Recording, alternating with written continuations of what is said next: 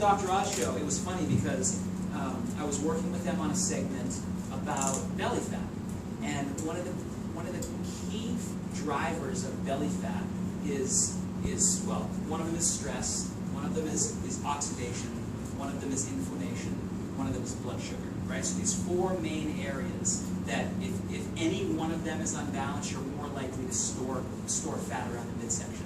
So kept going back and forth on email with the producers, you know, you should talk about this, make sure that you cover this, make sure that you cover that.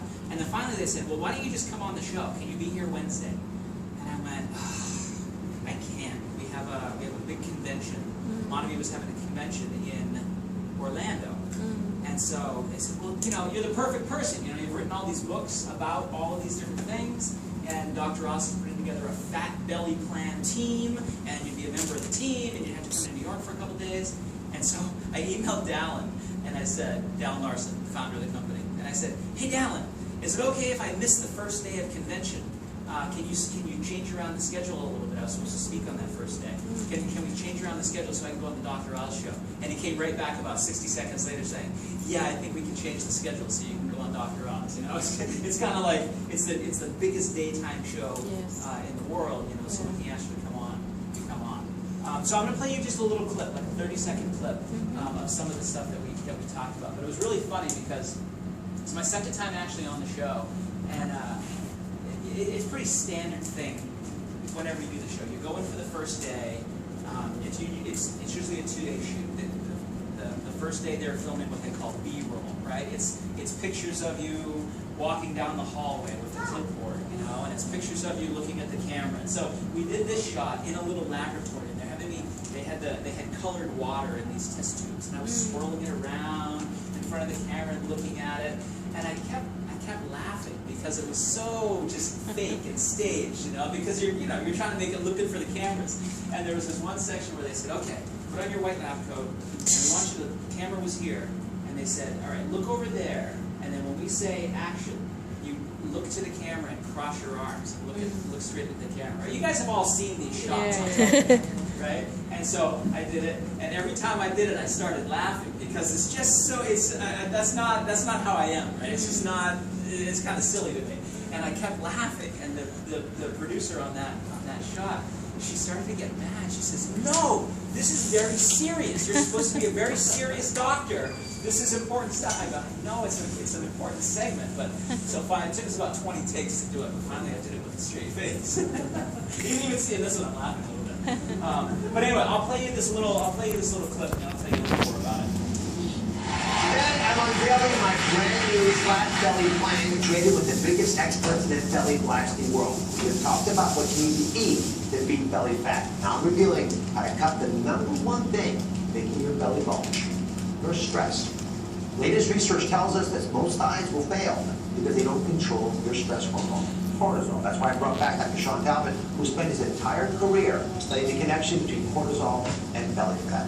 So stress, obviously, if you get rid of it, everyone would, but it's hard to get rid of. So what other techniques do we have to cope with that stress better? Right, well, you know, it's unrealistic for us to tell people to avoid stress. You know, it just surrounds us these days. And so what we really want to do is help people trick their bodies into having an appropriate stress response so their cortisol levels come down naturally, and it can short-circuit that cycle that they find themselves in. So it was a neat show because, you know, in that segment we talked about cortisol and stress. In a segment right before that, we talked about antioxidants and specifically flavonoids. So we had a nice little set of brightly colored fruits and vegetables, bright purple, bright blue, those sorts of things. We talked about how that can protect you. In the segment right before that, we talked about inflammation and how you can eat a certain way to control inflammation.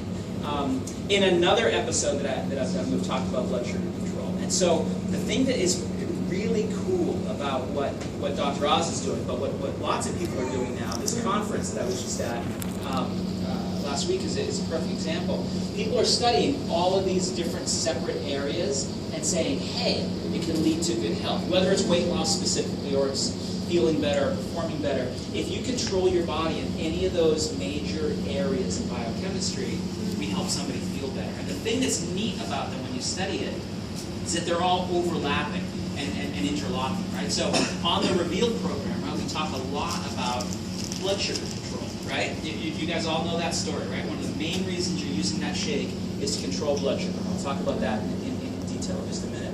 But just the fact that you're controlling blood sugar means that your body is able to control its oxidation better. And because of that, you can control your inflammation better. Because of that, you're less likely to have a stress response or an overactive stress response. Does that make sense to everybody? That they're all interlocking to each other? And it's like now, I've been studying this area for 10 or 11 or 12 years. Maybe even longer than that, but I've certainly been writing about it for 10 years. The thing that's frustrating about it 10 years ago is that we could manage somebody's blood sugar. We could put somebody on a blood sugar control program and they would do great. If their blood sugar is controlled, they have lower appetite, so they're not craving sweets and comfort foods and things like that. They're more likely to lose weight. More of the weight that they lose is fat compared to their lean mass, to their muscle mass. So they're doing great.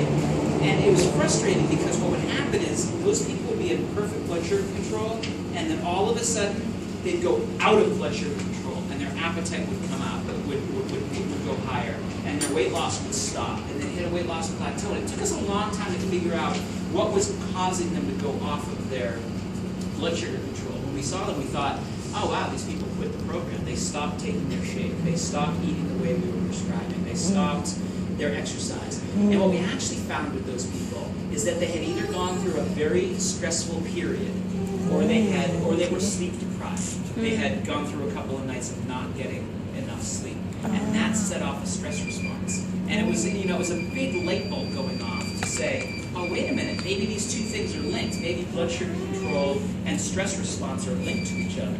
And then we found, yeah, they are, but it's also linked to oxidation, and it's also linked to inflammation, which is why we come up with an idea like this. If you want to get someone to feel better and have better energy and better mood and better weight loss, you need to control all of these simultaneously. And that's the way we try to build the products. Here I'm putting each of the products, I'm putting EMV, which you guys don't have in your market. I'm putting VSET, which nobody has really, it's only in pre-launch right now. But if you just have these two, you're actually getting this overlapping effect in these other areas. Does that make sense to everybody? Yeah. So there were some, so 10 years ago, we're just learning about it, right? We're just trying to figure it out. Now, 10 years later, pretty much every scientist knows this, right? So, I go and I give a presentation like the one that I gave at this conference here, and there's scientists in the audience just nodding their heads, going, yeah, of course, this makes perfect sense. We know this. My data shows this. Their data shows this.